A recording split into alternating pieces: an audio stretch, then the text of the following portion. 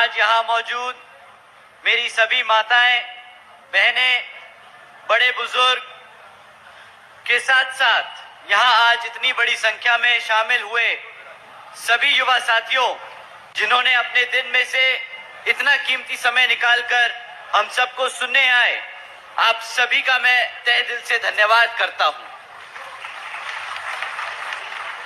और आज इस विशाल कार्यकर्ता सम्मेलन को सफल बनाने के लिए हमारे बसपा और इनेलो के सभी छोटे बड़े पदाधिकारी एवं नेतागण और हमारे मूवमेंट की जान हमारे कार्यकर्ताओं ने जिन्होंने इतनी मेहनत कर इसको सफल बनाया, आप सभी को भी मैं तहे दिल से धन्यवाद और आभार प्रकट करता हूं।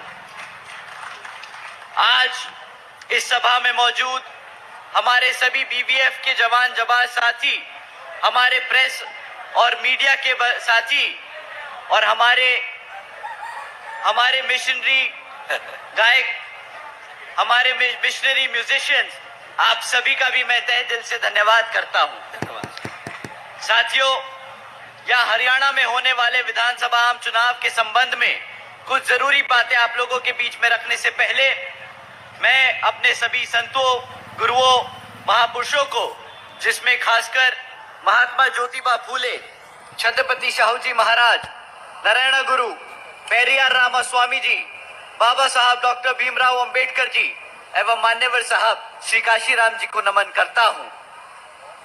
साथियों, मैं बहुजन समाज पार्टी की राष्ट्रीय अध्यक्ष, वह उत्तर प्रदेश की 4 बार मुख्यमंत्री रही, वह पूर्व सांसद आदरणीय बहन जी के नाम से लोकप्रिय बहन कुमारी मायावती जी को भी पूरे तहे दिल से आभार प्रकट करता हूं।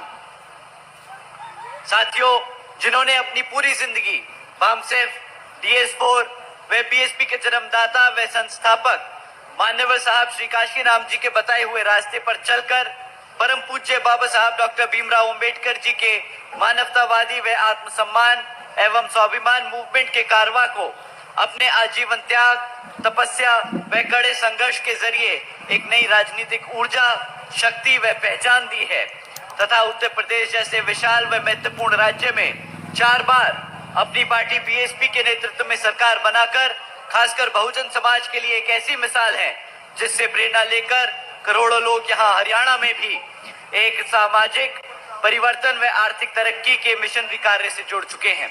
इतना ही नहीं बल्कि मैं खुद भी उनके इस नेतृत्व से प्रभावित होकर बीएसपी मूवमेंट से जुड़ चुका हूं और उनके पथ चिन्हों पर चलकर इस मिशनरी दायित्व, कर्तव्य व फर्ज को अपनी आखिरी सांस तक निभाने की पूरी कोशिश करता रहूंगा। साथियों, हमारे इस गठबंधन के पार्टनर इंडियन नेशनल लोकदल इनेलो के संस्थापक एवं पूर्व उप प्रधानमंत्री श्री चौधरी देवीलाल जी को भी तहे दिल से नमन करता हूं। साथ ही इनेलो के राष्ट्रीय अध्यक्ष श्री ओम प्रकाश चौटाला जी और आज हम सब के बीच में मौजूद इनेलो के राष्ट्रीय महासचिव और हमारे गठबंधन की ओर से आपके हरियाणा प्रदेश के मुख्यमंत्री के उम्मीदवार श्री अभय सिंह चौटाला जी का भी मैं तहे दिल से स्वागत और आभार प्रकट करता हूं। साथियों, इससे पहले मैं यहाँ पे विधानसभा आम चुनाव के बारे में आप लोगों से बात करूं, मैं हाल ही में ऑनरेबल सुप्रीम कोर्ट के सब कास्ट कैटेगराइजेशन के जजमेंट के बारे में आप लोगों को बताना चाहूंगा, जिसके संबंध में आदरणीय बहन कुमारी मायावती जी ने भी प्रेस कॉन्फ्रेंस कर हम सबको आगाह करने का काम किया है। साथियों, इस जजमेंट के तहत अब राज्य की सरकारें SC/ST के अंतर्गत आने वाले अपनी मर्जी से अपने राजनीतिक लाभ के लिए अपनी मर्जी से किसी भी SC/ST जाति को आरक्षण का लाभ दे सकती है और अपनी ही मर्जी से छीन भी सकती है, यह कहकर कि ये जाति के लोग पैसे से संपन्न हो चुके हैं तो इनको आरक्षण की जरूरत नहीं। साथियों, आप सभी जानते हैं आरक्षण की मूल भावना प्रतिनिधित्व की है, समाज को आगे बढ़ाने की है, लेकिन इसे बार बार गरीबी मिटाने के कार्यक्रम को बनाकर हमेशा से आरक्षण को हटाने का काम किया गया है। साथियों, भाजपा और कांग्रेस ने सोची समझी साजिश के तहत ये जजमेंट पास कराकर देश से आरक्षण खत्म करने के लिए ये पहला कदम लिया है। आदरणीय बहन जी ने इस फैसले पर सवाल उठाया है और पूछा है कि जिनको आरक्षण का लाभ मिला है, क्या उनकी सामाजिक स्थिति इतनी बेहतर हो चुकी है, क्या उनके साथ आज भेदभाव खत्म हो गया है। साथियों, ये एससी समाज को बांटने की शुरुआत है, ये एससी समाज की आजादी को छीनने की शुरुआत है, ये संविधान को बदलने की शुरुआत है। संविधान बचाने के नाम पर भाजपा और कांग्रेस मिलकर संविधान को बदलने का काम कर रही हैं। आदरणीय बहन जी ने कहा है कि अगर यहाँ भाजपा की एनडीए और कांग्रेस की इंडी अलायंस वाली पार्टियां, जिसमें सपा, आम आदमी पार्टी जैसी लोग पार्टियां शामिल हैं, ये सब अगर चाहें, अगर ये सब में सब हमारे एससी एसटी, हमारे रिजर्वेशन के सच्चे हितैषी हैं, हमारे एससी एसटी समाज के आरक्षण के सच्चे हितैषी हैं, तो सब मिलकर पार्लियामेंट के जरिए रिजर्वेशन एक्ट को संविधान की 9वीं सूची में डालकर रिजर्वेशन को हमेशा हमेशा के लिए सुरक्षित कर दें, ताकि आगे हमारे रिजर्वेशन से कोई भी खिलवाड़ ना कर सके। साथियों, यही नहीं बल्कि अब तो बहन जी और बीएसपी की ये भी मांग है कि ये जुडिशरी में भी रिजर्वेशन लागू होना चाहिए, ताकि भविष्य में इस तरह के जजमेंट ही ना आ सके जो हमारे संविधान के आरक्षण को, संविधान में रिजर्वेशन के साथ खिलवाड़ कर सके। साथियों, अभी हाल ही में कांग्रेस पार्टी की ओर से खड़गे जी ने प्रेस कॉन्फ्रेंस कर ये कहा कि आरक्षण तो नेहरू, पंडित जी और गांधी जी की देन है। पहली बात, राहुल गांधी जी कहां थे? वोट मांगते वक्त आपको लाल किताब दिखाकर संविधान के नाम पर आपका वोट तो मांग लिया, परंतु जब संविधान को बचाने की बात आई तो ये सब अपने मुंह पे चुप्पी साध बांध अपने घर में बैठे हैं। तब खड़गे जी को आगे क्यों किया? दूसरी बात, मान्यवर साहब श्री काशीराम जी ने खड़गे जी जैसे नेताओं के लिए एक नाम दिया है, चमचे। याद है आप सबको, चमचे?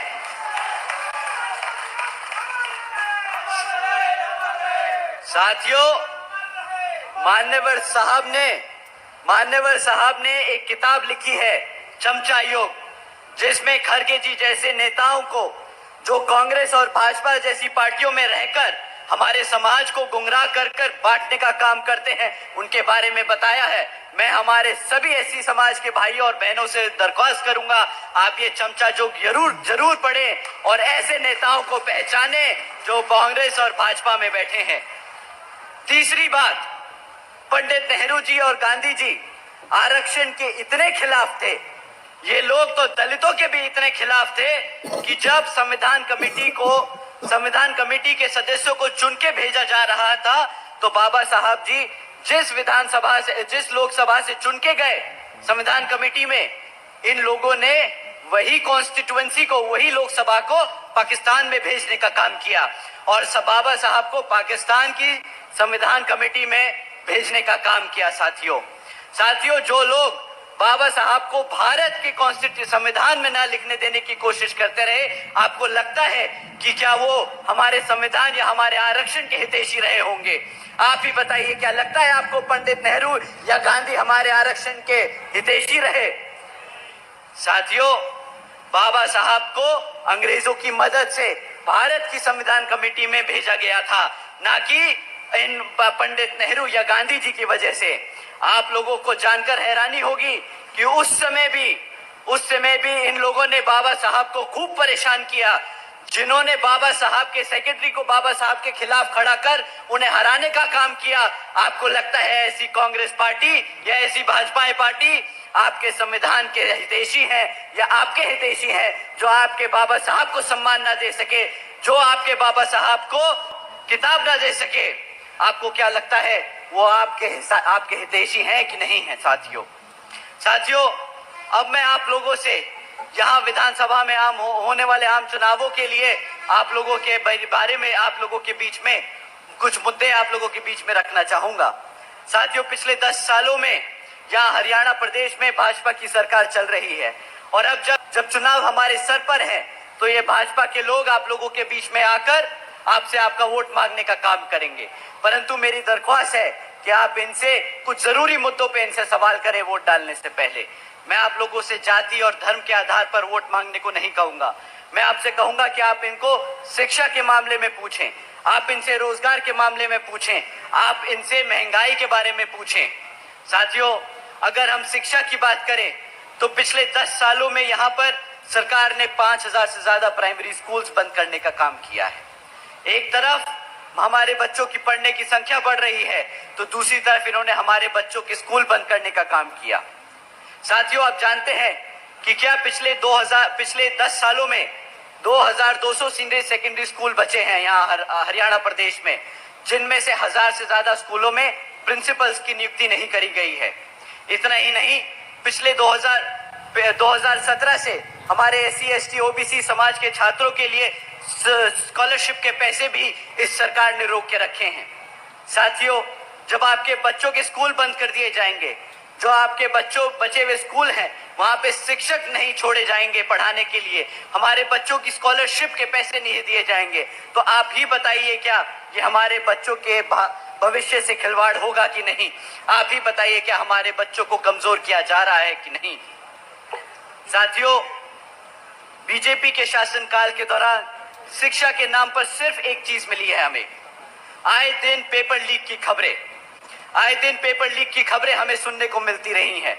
साथियों, कोई भी ऐसा सरकारी डिपार्टमेंट नहीं बचा जिसकी भर्ती के पेपर लीक ना हुए हों। साथियों, हकीकत तो ये है कि भाजपा हो या कांग्रेस, दोनों पार्टियां हमारे बच्चों को, हमारे बच्चों के भविष्य से खिलवाड़ करने की कोशिश करती रही हैं। एक ने सरकार में रहकर हमारे बच्चों के लिए आवाज नहीं उठाई तो दूसरी ने विपक्ष में बैठकर इन सत्ता में बैठी भाजपा वालों को कभी भी इन मुद्दों पर घेरा नहीं।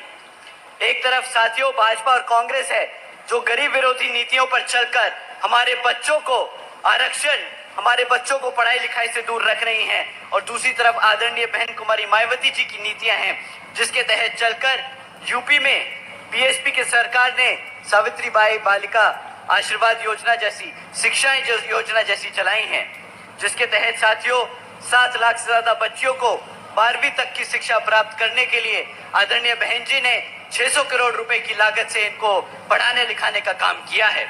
इतना ही नहीं साथियों, आदरणीय बहन जी ने अपने शासनकाल के दौरान यूपी में 6 engineering colleges, 2 homeopathic colleges, 24 polytechnic colleges, 2 paramedical colleges, 6 universities, 200 से अधिक इंटर डिग्री कॉलेजेस, 100 से अधिक ITIs, 550 से ज्यादा हाई स्कूल्स और 5500 से ज्यादा प्राइमरी स्कूल्स बनाने का काम किया है।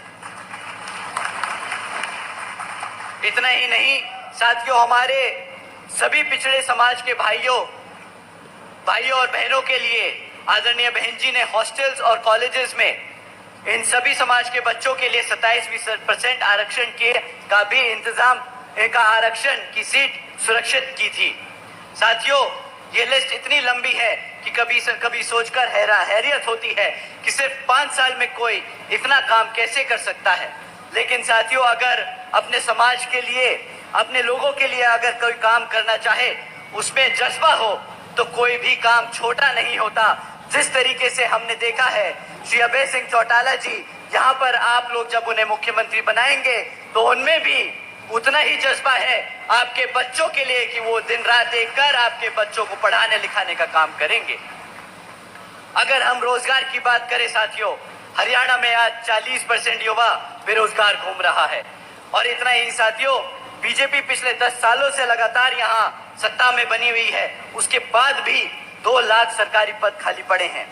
इतना ही नहीं बल्कि पिछले 10 सालों से यहाँ पर 2000 से ज्यादा हमारे कॉलेज में बैठे हुए लेक्चरर्स परमानेंट होने की मांग कर रहे हैं, और हमारे क्लरिकल स्टाफ के वर्कर्स बेसिक पे को 35,400 की बढ़ाने की मांग करते आए हैं।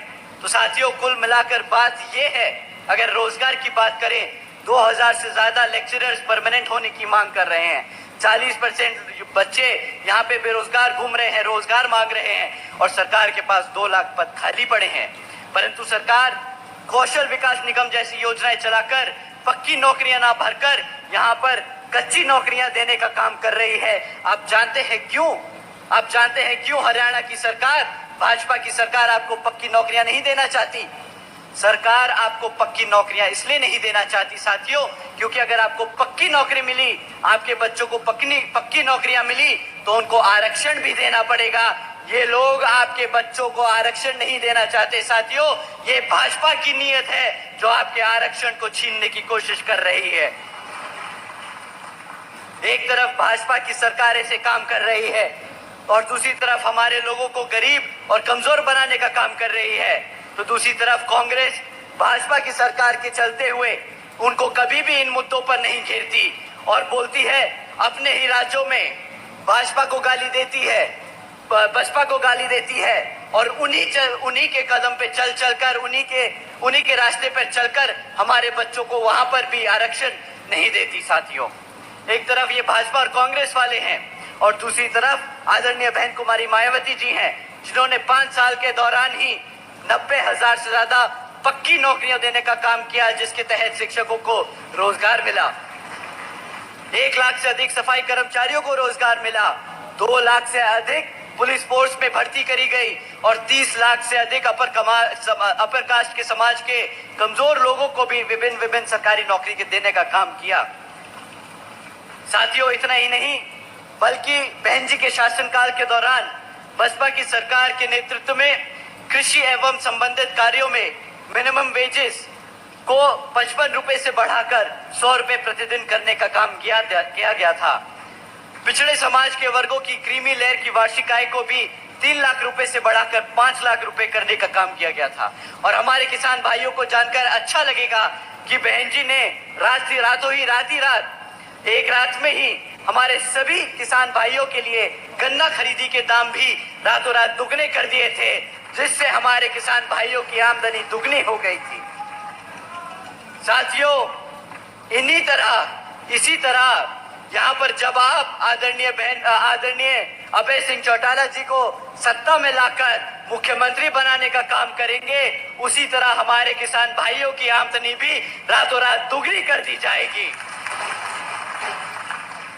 साथियों, बहन जी के गवर्नेंस मॉडल के तहत चलकर ही बसपा की सरकार ने प्रदेश में सभी समाज के लोगों को अपने पैरों पर खड़ा कर उनको स्वाभिमान से जीने का अधिकार दिलाया था।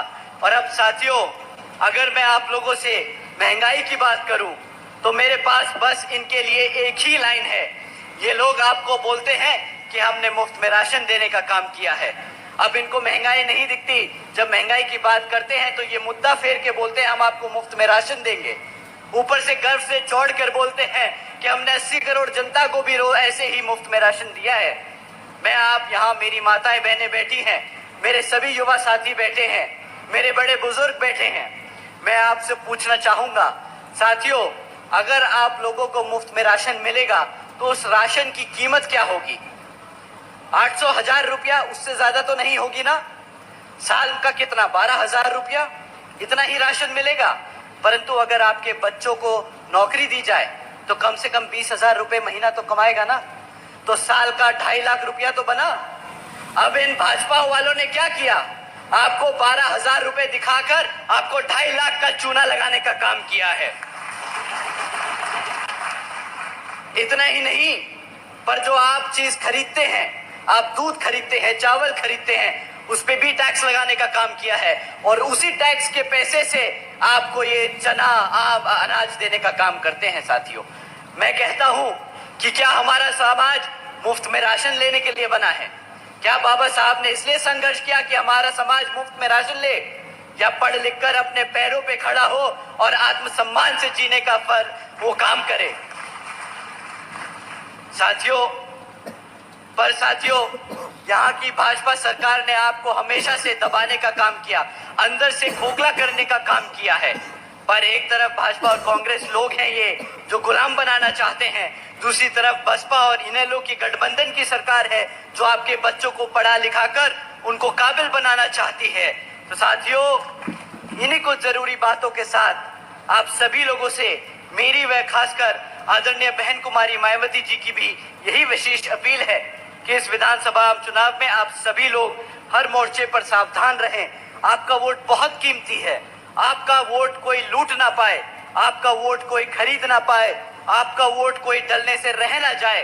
साथियों, जाति, बिरादरी, धन, बल, मंदिर, मस्जिद या किसी भी भावना में आदि में नाम पर कोई स्वार्थी आप लोगों को फंसा कर आपका वोट का दुरुपयोग ना कर ले, क्योंकि साथियों, देश के हर महिला, पुरुष को व युवा को वोट डालने का अधिकार परम पूज्य बाबा साहब डॉक्टर भीमराव अंबेडकर जी की अति महत्वपूर्ण देन है। मैं आप सभी से ये एक बार फिर खास तौर से अपील करता हूं कि आप लोग यहाँ जिन जिन क्षेत्रों में बसपा और इनेलो के इस विधानसभा के उम्मीदवार चुनाव लड़ रहे हैं, तो उन्हें आप लोग वोटिंग मशीन पर बसपा का हाथी चुनाव चिन्ह और इनेलो का चश्मे का चुनाव चिन्ह के सामने वाला बटन दबाकर भारी मतों से जिताकर श्री अभय सिंह चौटाला जी को यहाँ पर मुख्यमंत्री बनाने का काम करें। साथियों, मैं अपना यहाँ पे भाषण खत्म करने से पहले आप लोगों से 3 चीजें करने को कहूंगा। साथियों, वो कहते हैं कि सत्ता कभी दी नहीं जाती, जो सत्ता में बैठा है वो कभी आपको सत्ता अपनी मर्जी से देगा नहीं। तो साथियों, समय आ गया है कमर कसने का। साथियों, समय आ गया है सत्ता छीनने का। और साथियों, समय आ गया है शासक बनने का। जय भीम, जय भारत।